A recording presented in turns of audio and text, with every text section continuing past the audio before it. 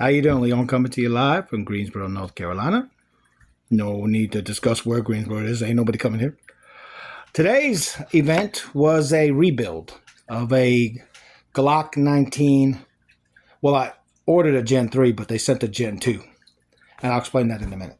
I got a great grit grips. If you're familiar with that, it's a new kind of Glock clone Gen 3, 19, 23, and 32 frame. It's what the Glock should be. But it seems like Glock is always playing catch up. So I bought one the other day, the 19. And in black, they got different colors. And it came in today. And I built it. This is a Glock 19 Gen 2. And what I did was, some of the parts I had to change. As we know, guns unloaded. All right. I had to make some changes just to keep as much as the gun to the original. I kept the slide the same with the sights. That's fine. The barrel stayed. The guide rod stayed. The firing pin stuff stayed. I cleaned it out, but it stayed. So did the slide release, the barrel, lock and block release here. I just had to change the leaf spring. I put a new leaf spring in there. So that's mostly the same. The trigger housing stayed the same. The trigger bar stayed the same. The trigger springs, trigger housing springs stayed the same. So the only thing I changed, like I said, was the leaf spring in here and the pins. I put 2 new pins. And I changed the locking block. I'm going to tell you why. Locking blocks are different from Gen 1, Gen 2 to Gen 3. And slide release 2 I changed out because it doesn't fit the locking block. When I got this, the Gen 2 to the slide, it was supposed to be a 3 now, but I got a 2, which I'm more happy with. But the locking block is different. It doesn't have the side serration for this top pin right here. See? It doesn't have the serration where it slides through. And then your slide release goes under it with the spring, the balance. It didn't have that. So I had to switch out the locking block, put a Gen 3 in there, and it worked fine. And put a Gen 3 slide release, and it worked fine. Now this grip is from Grip Grips. You can see it's got an extended beaver tail, which I like. It's got a good borax right here, see?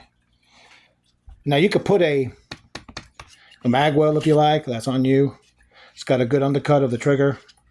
Got a good old rail system here for a light. It's got a good resting hand for your hands, for your thumb.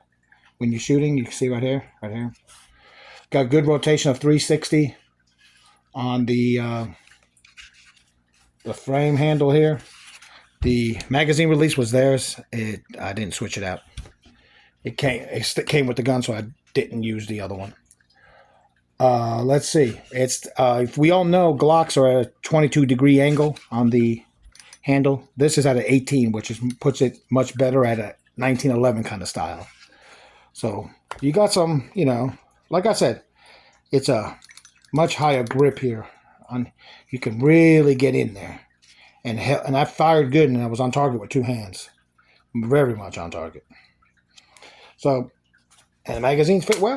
This is a KCI.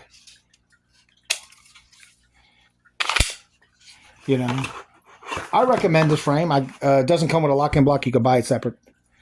But like I said, for a great grip, great angle, Gen 3. Now, it does take the Gen 4 reversible magazine release, but who needs all that? Now, this is good recoil management, this frame. You can put a 40 on here. Now, if you do get a 40 cal, I recommend changing the trigger housing ejector in here. This little metal thing right here. You can see it on the inside here. Right there. That ejects around. You notice a Glock 19 Gen 1, 2, and 3, I think says 336. That's for 9mm.